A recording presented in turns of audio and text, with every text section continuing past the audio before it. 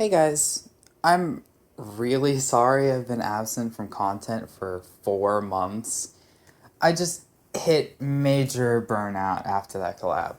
It was very fun, mind you, but I had to take a break. Nevertheless, I'm back and ready to jump into one of my favorite 3D platformers of all, A Hat in Time. However, this playthrough, I don't want to play as Hat Kid. No. I want to play as a character with a slightly different feel. Today, I'll be answering the question, can you beat A Hat in Time as Mustache Girl? Now, before we get into the game, let's get into Mustache Girl's moveset. First off, she has normal bombs that she can bounce off of 4 times and use as projectiles. Dweller bombs that activate green dweller platforms and deactivate purple dweller platforms for a short time. Add an ice bomb to put her in a nice stance and flying in the direction you're moving in. However, most ice platforms are a no-go because they can just soft lock you if you aren't careful. So, with that explained, let's start a new file.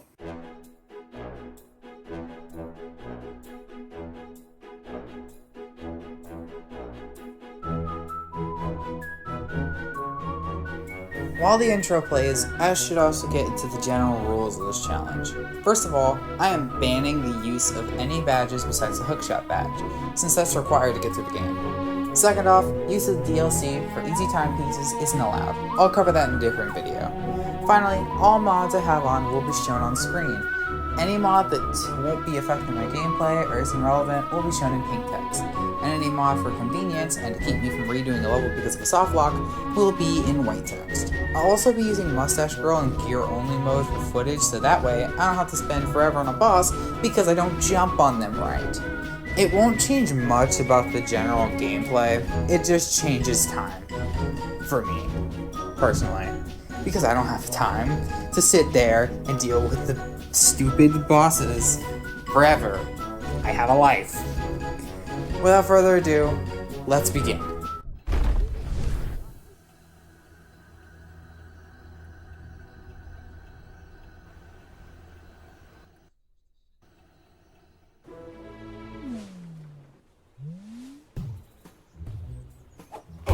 Starting with Welcome to Mafia Town, we find our doppelganger and proceed to completely ignore her and move towards the fountain to get the timepiece. This way we won't have to do any unnecessary platforming. I should also probably mention that I did collect 2 timepieces before realizing that I was being dumb and could have just swapped to her immediately the entire time. So that's why Act 1 and 3's timepieces are transparent. Regardless of that, we beat the first level and return to the ship to restore power to the kitchen, officially unlocking Mafia Town.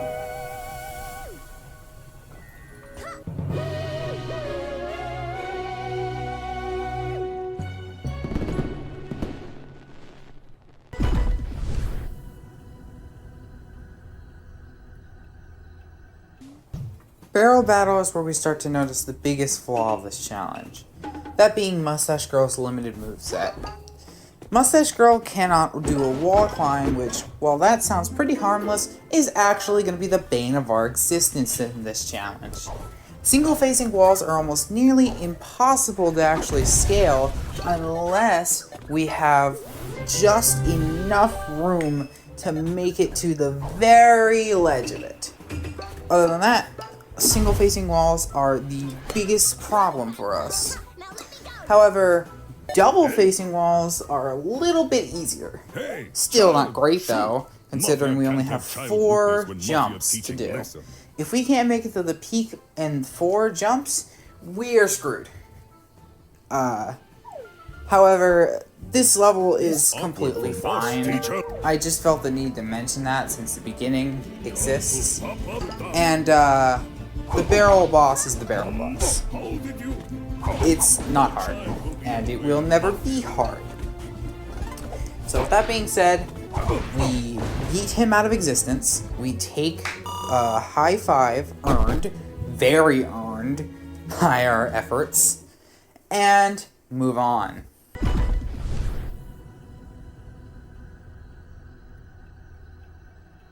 She Came from Outer Space isn't too difficult, The only thing you need to be wary of is that using ice bombs is essentially banned because it will remove the mud effect.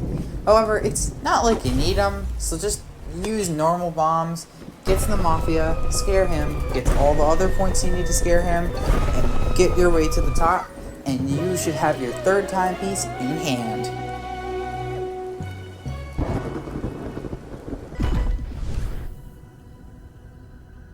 Down with the Mafia is the first major boss battle that we have, and getting to this boss plays out about the same, considering it's more of a puzzle rather than platforming. So all that remains is the boss, who is just the Mafia boss. However, it's slightly harder if you rely on bombs? Yeah, I'm not gonna sugarcoat it, this boss is pretty easy for normal. Just watch out for the Mafia ball attack when using ice bombs, and you should be done in no time. And with that, we put his remains in the jar and finish up Act 4.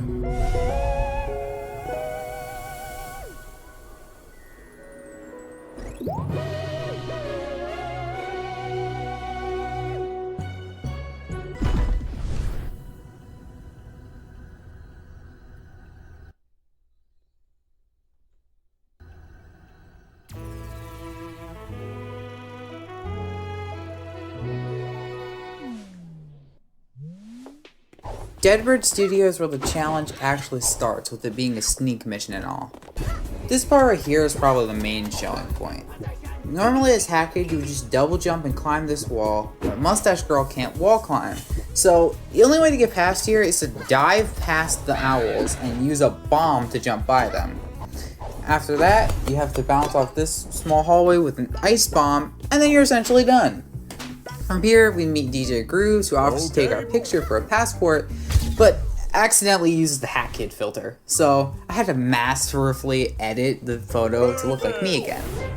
We almost get kicked out by the conductor, he hands us a timepiece, and we end the level.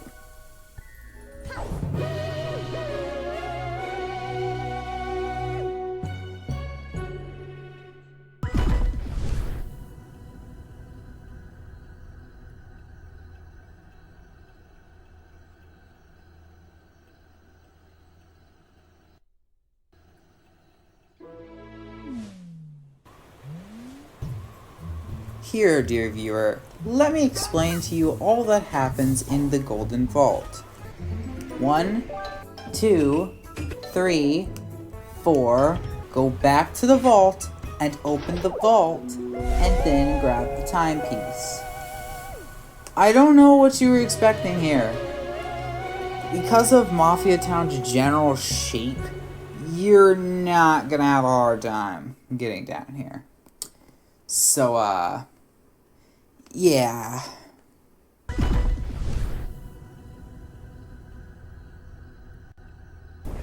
Moving on to heating up Mafia Town, and just like the Golden Vault, it goes as normal.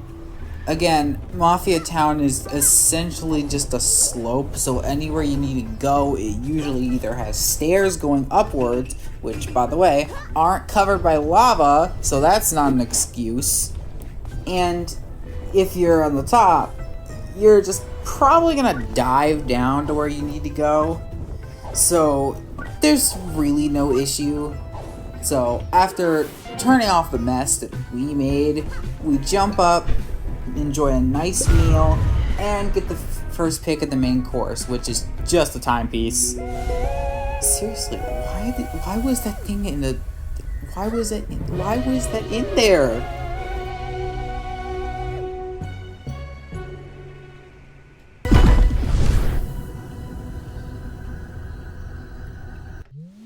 Picture Perfect is a prime example of why DJ Grooves loves us. The moon physics basically make this entire thing trivial, so all you need to do is everything per normal, and you'll be a star in no time and claim the timepiece. I guess the penguin's really like an angsty diva. Seriously.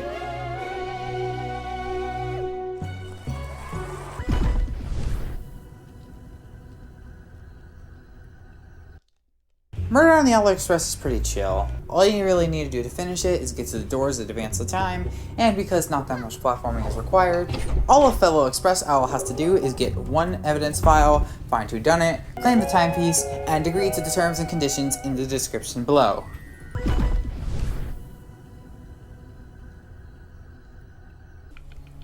Contractual obligations is pretty simple.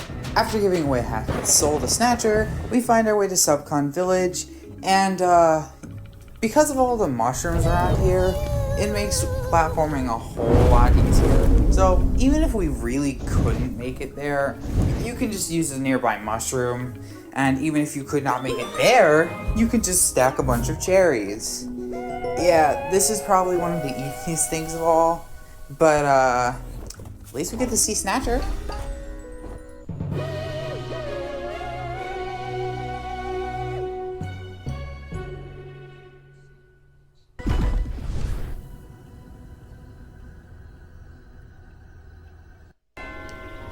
Getting into the Subcon well is really simple thanks to us having the Dweller bells around, and while the inside is easy after getting the hookshot, for some unknown reason the hookshot chest was just already opened.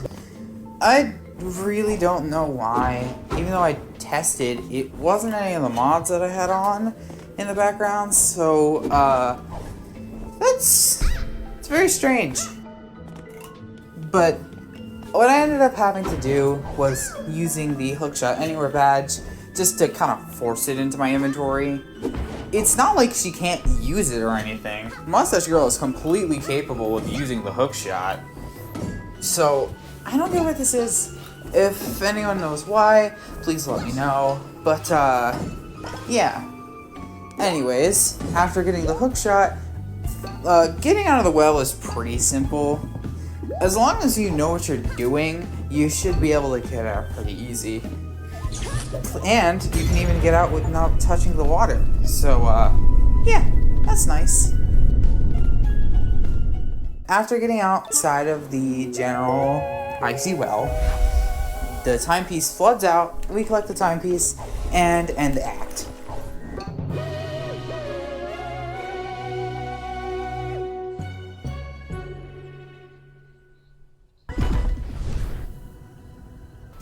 Do you really want me to sit here and tell you that Vanessa's Manor is hard? The act that basically makes it so you can't use special abilities. The act that has a useless, cheesable puzzle area before his manor. The only level that basically goes unchanged. And the only level that actually lets you skip the entire manor by crawling at the beginning. Yeah, I'm not gonna over-explain it. This act goes the most unchanged in the whole game, sadly. So, after crawling through the secret hole in the manor, we open the chest and claim her timepiece.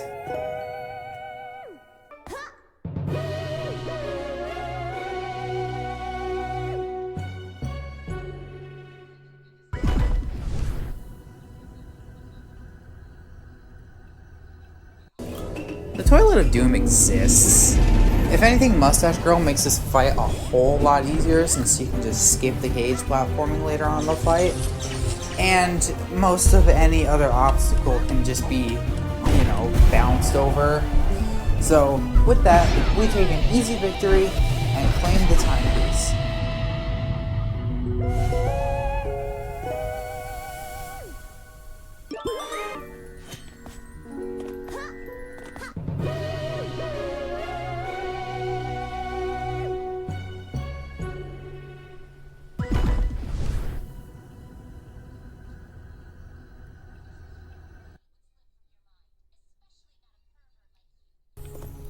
While going into this act, I fully thought that we were going to have our first full-on impossible level with mail delivery service.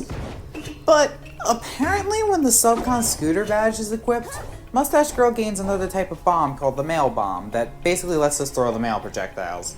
So after that, it's essentially just a matter of finding all the minions to send their bomb subscriptions to, and, finish the level. So, not all that hard. Just, hope they don't open those packages.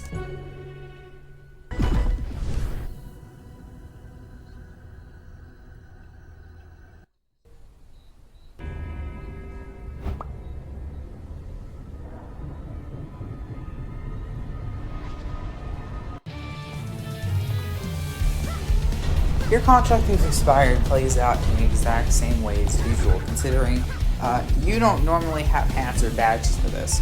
All you need is the weapon, which we have, so After beating the boss, listening to the music 30 times over because it's a bop,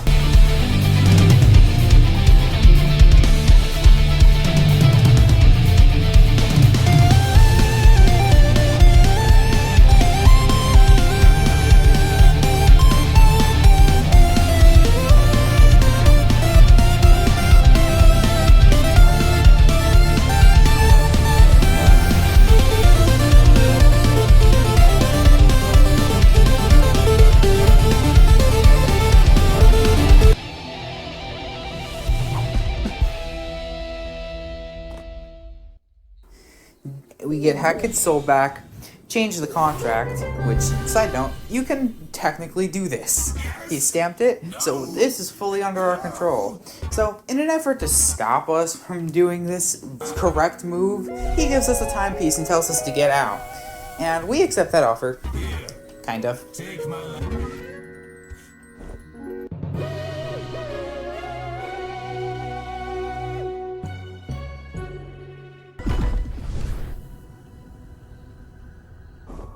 Now, Alpine Skyline is a little different than the other chapters, as we get to choose where we want to go. After beating the starting peaks, we head down to the red zip line for the lava cave, and despite its look, it's probably the easiest out of them all. The peaks before it are easy, and even if there are any jumps that can be made, you can just lava boost over to the platform once you get to the top. And from there, you can just grab the timepiece. So, 1 down, 3 to go. The windmill is slightly harder. One of its peaks has a house you need to climb. However, since the platform beside the house is slanted, we're gonna bounce away from it. Meaning, we gotta come up with a different way to get up the ledge. So, here's my solution. Use 2 dweller bombs to bounce up towards the secret chest, then double jump, dive, and cancel the dive to just nearly make it to the side of the house to grab onto the ledge, and then move on to the actual windmill. Which, surprisingly plays out as normal. So, after about a good amount of climbing, we make it to the top and claim the timepiece.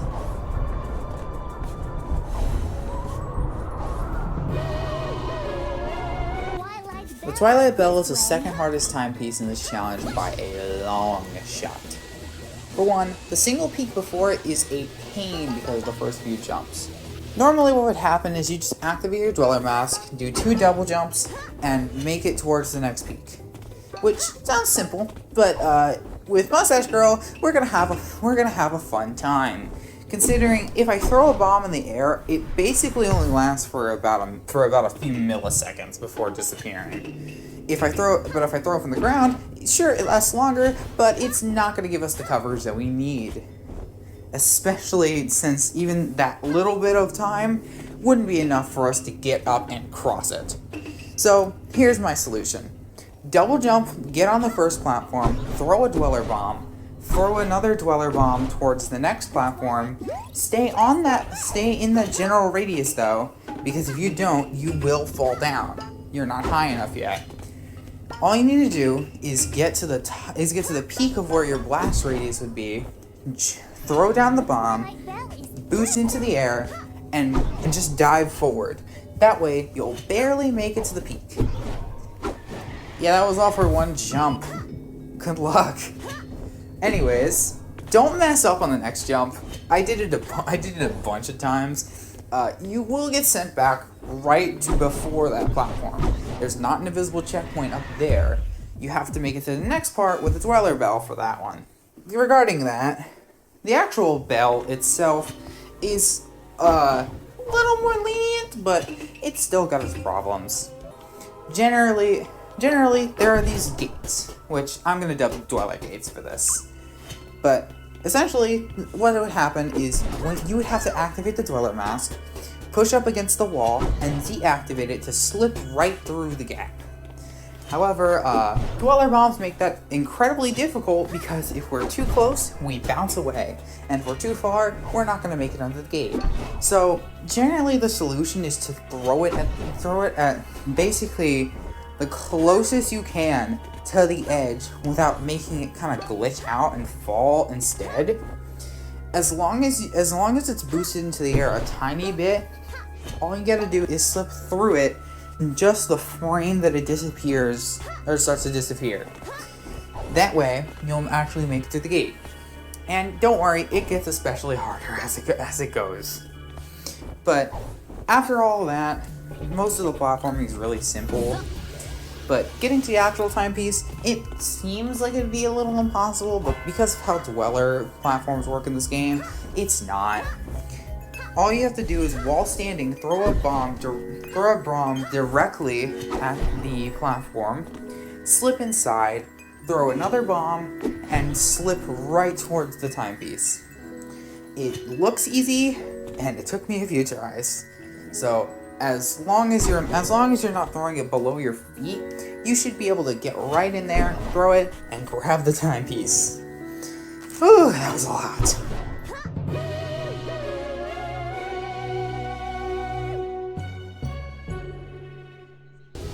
After that fiasco, the birdhouse definitely gives us a breath of fresh air, considering that it's kind of like the lava cake, as in you are barely gonna run into any problems here. Considering it's mainly just kind of scaling upwards, it's not all that difficult. There's not really any climbing despite that, it's mainly just walking. It's a birdhouse after all. Birds don't climb, they fly. So you don't have to do any of that either. The only climbing you need to do is up a ladder, which is perfectly normal. So, despite all this, we jump towards the bird and grab the next timepiece. And after doing all that, very casually, we head back to the main part of Alpine Skyline to claim our prize of the flowers taking over everything. The illness's spread is genuinely pretty easy, mainly because all the new areas are flat and the old ones are already possible. Plus, the stupid bell is blocked off, so we don't gotta deal with any dweller semantics, and the platforms removed by lightning won't affect much. So, after derooting the evil flowers and saving everyone, the nomads kindly give us a timepiece for our efforts. Thank you!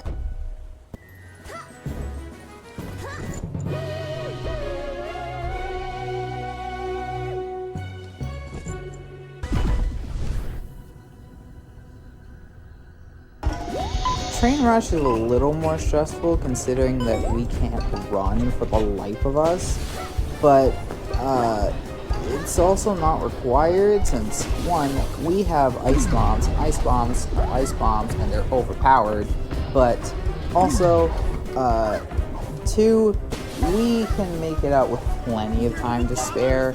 So after getting past all the crazy obstacles of this train, the conductor gives us a timepiece, we collect it, and agree to be on show never again.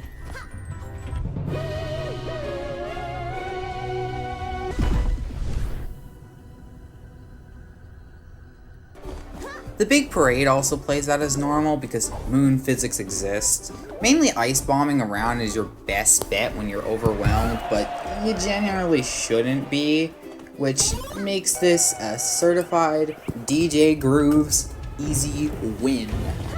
Thank you, DJ Grooves.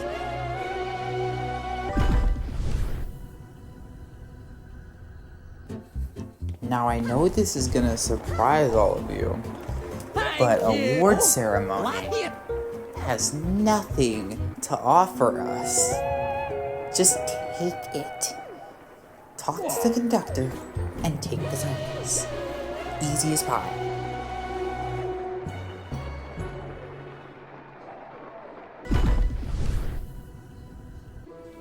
I'm like 99% sure that cheating the race is fully impossible. Let me explain. Usually the way this will be done is by exploiting Time Stop Hat to slow him down and get there before him. We cannot do that. You can use the scooter method too, because the scooter method would work. It is on! Only problem is we don't have a sprint hat or a bomb, so we cannot do that. Get ready. So, what other options do we have? Oh, but why don't you use the cheese method that people use by going through the cannon? You cannot do that either. because we are not fast enough to make it there in time. Even with the use of ice bombs, if we had perfectly chained ice bombs, we still wouldn't make it there in time. And it wouldn't be as consistent. Because chaining ice bombs, it looks easy, but it's really not. It's very specific if you're gonna fly forward or if you're gonna fly just slightly forward.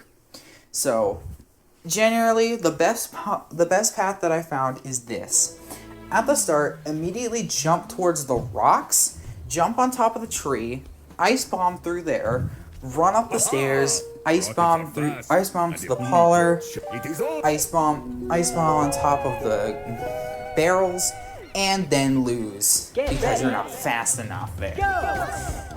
Yeah, there's not really a good way to make it past that point. So if anyone knows how to get past this, please let me know, and please try to do it, show me footage or something like that, because genuinely I don't think it's possible at the current moment. So we're just gonna skip out on this and begrudgingly use a time rift for this, which I didn't want to resort to, but we're gonna have to do it.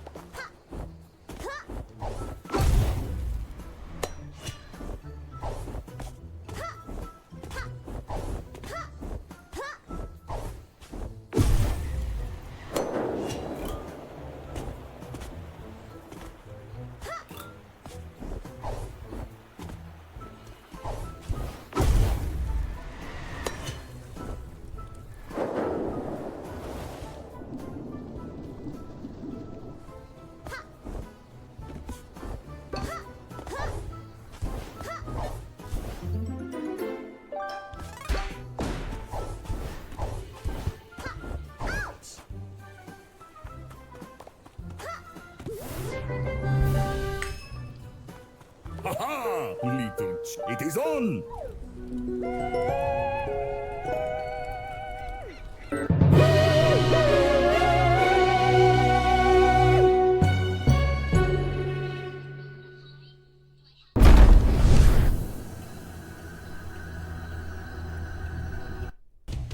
After doing a time rift to make up for a lost timepiece, we travel back to Deadbird's studio and get to the real award ceremony, which is surprisingly easy. Sadly, the boss isn't much to describe about, so all I'm gonna say is we're probably gonna be fighting the conductor because of how a train rush is gonna be. But other than that, there's one jump near the end, which is kind of hard, which I'm just gonna briefly explain here, and this goes for the windmill as well. All you have to do is drop down, dive, do a dive cancel, and use 2 bombs to actually get yourself up to the ledge. It's a little hard, but if you've been playing up to this point, you know exactly what's happening. So make your way down, watch the conductor lie helplessly on the floor, and grab the timepiece, sealing in 25 timepieces and letting us unlock the final chapter, Time's End.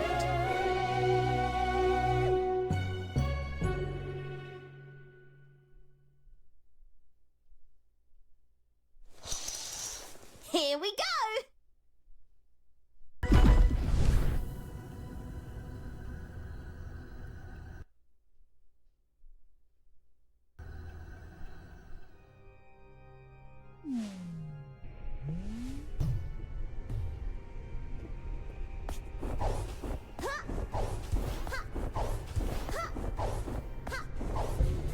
I want to advise an epilepsy warning for this part, considering I don't want to give people strokes. So if you have any symptoms of that type of thing, don't watch this part of the video because it will have flashing lights and colors and all the such. Anyways, with that out of the way, You'd think for a final level that we'd have this epic talk about all the platforming that happens here, but not really, as the platforming is generally pretty easy.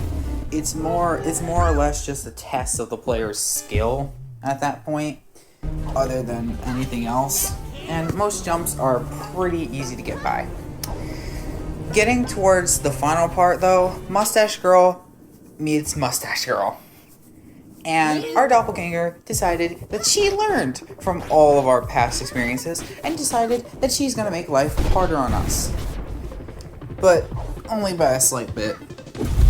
See, she has this one move where she'll go under the ground and pop out right beneath. Now usually, as Hackett, the way you get past this is you use Time Stop Hat just to delay her back, and she'd pop out before you were in the radius in general, because you'd be too slow to catch up to you. However, we can't do that, so we're gonna have to find a slightly different way. By timing it right, you can use an ice bomb to just nearly get out of the way before she actually does the attack. Now, I would say that this is just groundbreaking and there are more attacks like this, but most of her attacks are just generally immune for the ice bomb. So as long as you're using a bunch of those during the fight and using all of your allies to your best ability, you should be able to beat your faker, put her to the ground, and grab the last cluster of timepieces, ending a Hat in Time. So, is it possible to beat a Hat in Time as Mustache Girl? Kind of.